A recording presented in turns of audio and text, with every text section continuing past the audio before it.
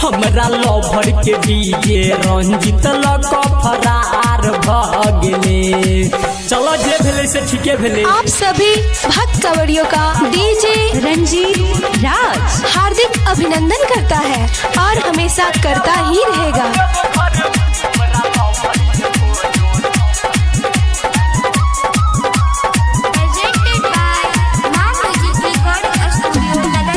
एलिया घुमैला बाबा हो जब घर वैसा अन्हार भ गेले। एलिया घुमैला बाबा हो जब घर वैसा अन्हार भ गेले। हमरा लवर के कोनो छौरा लक फरार भ गेले। हमरा लवर के कोनो छौरा लक फरार भ गेले। डीजे रंजीत राज मझारी मोबाइल नंबर 82 71 97 41 28।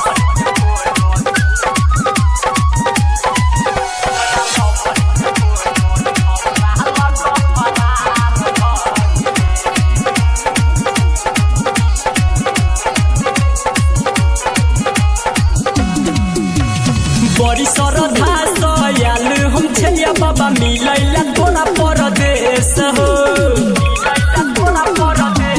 हो बाबा बड़ी श्रद्धा से बाबा आयल हम छलिया मिलैला तोरा परदेश हो। मिलतो नहीं हमर लवर जे बाबा सुना कर देब थाना में केस हो। छलिया सोचने जे बाबा सपना सब बेकार भ गेले। छलिया सोचने जे बाबा हो सपना सब बेकार भ गेले। हमरा लवर के कोनो छौरा लक फरार भ गेले। हमरा लवर के कोनो छौरा लक फरार भ गेले।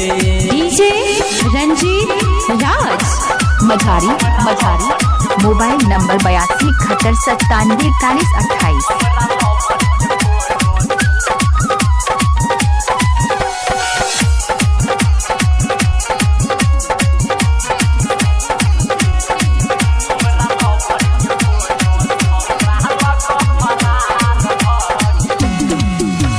सब खातिर तू ही गानी छ बाबा कहै छ सब भगवान हो।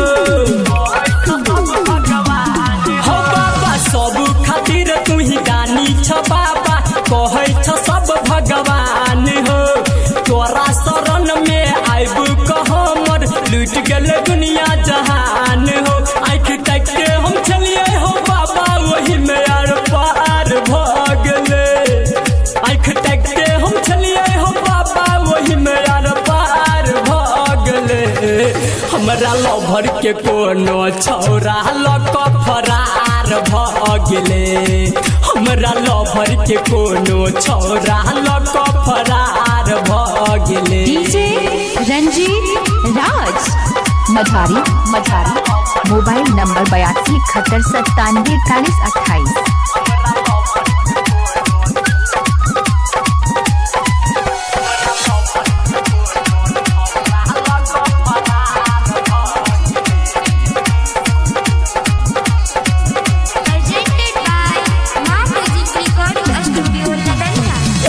छलै संगे आयुष अमित बाबा ताकै छलै टकटक हो। हो बुढ़बा आयल छलै संगे आयुष अमित बाबा ताकै छलै टकटक हो। वएह हेतै लक भागल हो बाबा ओकरे पहुय हमरा शौक हो। बाबा कहै छ संदीप सुमन केहन कपार भ गेले। बाबा कहै छ अभिमन्यु टाइगर केहन कपार भ गेले। हमरा लवर के कोनो छौरा लक फरार भ गेले। हमरा लवर के डीजे रंजित लक फरार भ गेले।